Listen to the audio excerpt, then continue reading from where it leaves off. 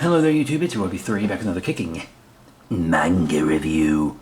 Last time we reviewed Kamen Rider Kuuga, Volume 1, and today we are of course doing Kamen Rider Kuuga, Volume 2 from Stonebot Manga and Titan Manga. And I want you to know that even though the show is kind of for children, the book is for mature readers, so keep that in mind. That's kind of one of the amazing things about Kamen Rider. It's a franchise like Godzilla or Batman, where it can be fun and silly and goofy and for kids and work excellently, but it can also be like really serious and dark and mature and work well for adults as well. I really respect that about Batman, Godzilla, and of course, Kamen Rider. So, let me read you the back of the book.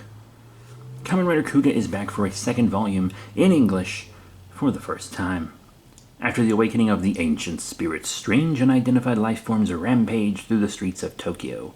As Detective Kaoru Ichijo tries to stop the mass murders, he encounters idealistic student Yusuke Godai, who must accept the power of the Kamen Rider to save his friends. For danger? To save his friends for danger. That has to be a typo. To save his friends for danger. That's definitely supposed to be from danger. Ooh, typo on the back of the book. That's a bad sign. I'm just now seeing that for the first time because I usually don't read the back of the book until I've already read the book, just in case there's a spoiler. Western comics love to put spoilers back there. Anyway, he must become Kamen Rider Kuuga. This volume is about $12.99 in the US at the time of recording this. And I really enjoyed it. Full disclosure, I have not watched the Kamen Rider Kuuga show. I've seen Kuuga guest star in like movies and other Kamen Rider shows, but unfortunately I have not watched the Kuuga show. I've seen Agito, but I have not seen Kuuga. I just jump around and watch whichever show I feel like at the time, so I haven't gotten to Kuuga yet, but I will because I hear it's a really good, like, slow-paced, dramatic show. Anyway, into the review. So the original story is by Shotaro Ishinomori, script by Toshiki Inike, art by Hitosu Yokoshima, and planning by Shinichiro Shirakura. I think I did okay there. Anyway, Kamen Rider Kuuga. So we pick up where we left off before, with Kuuga transforming into his white form, which is the weakest form, and he fights the big Bat Kaijin, which echoes the Bat Kaijin from the original Kamen Rider, which I have watched.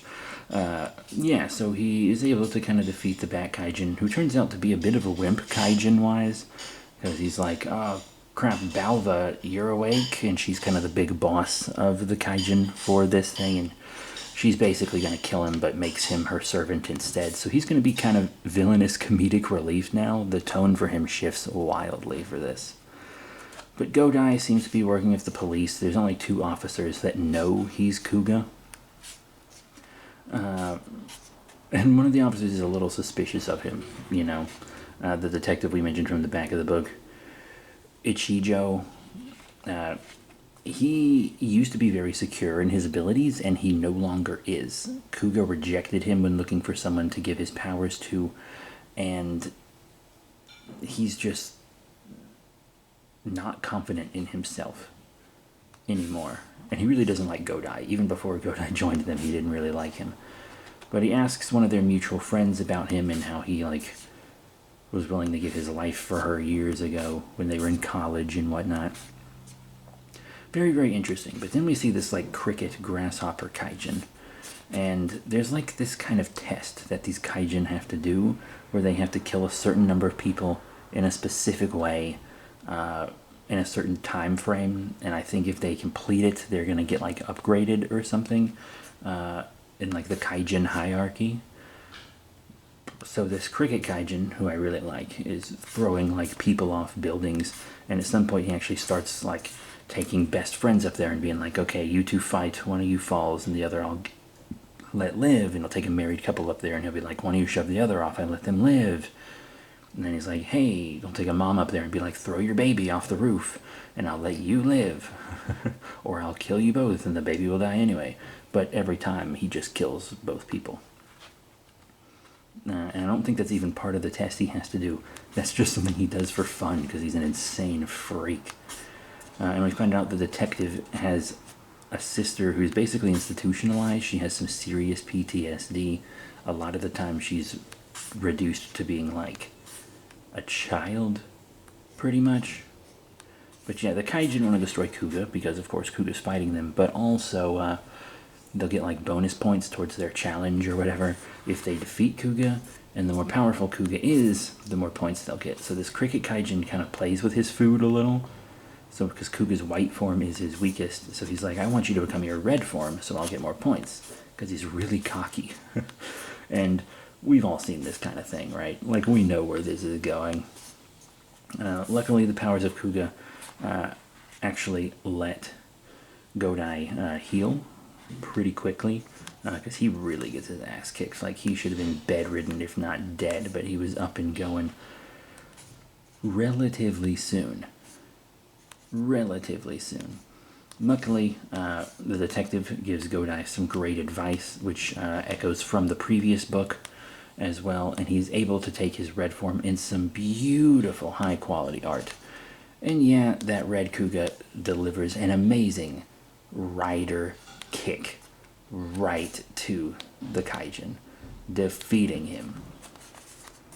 And yeah, we see that they're all starting to kind of get along. And there's also this mercenary who appears to be human, and his whole thing is like, yeah, I'm sick of killing people for money. I'm gonna go kill Kaijin for money. That's better sport. We also see a crazy inventor woman who appears to be making Kuga's bike. And then we see this corrupt prison where we get hints for Agito. If you don't know anything about Agito, it's kind of a sequel to Kuuga, but you don't have to watch Kuuga to understand it, and I know that because I've watched Agito and understood it completely fine. I've actually reviewed Agito on the second channel. Well, yeah, Volume 2 and Agito is already pretty confirmed on the way. Very fun. And we also get this kind of like Cheetah Kaijin. She's next up for these Kaijin tests that they're doing.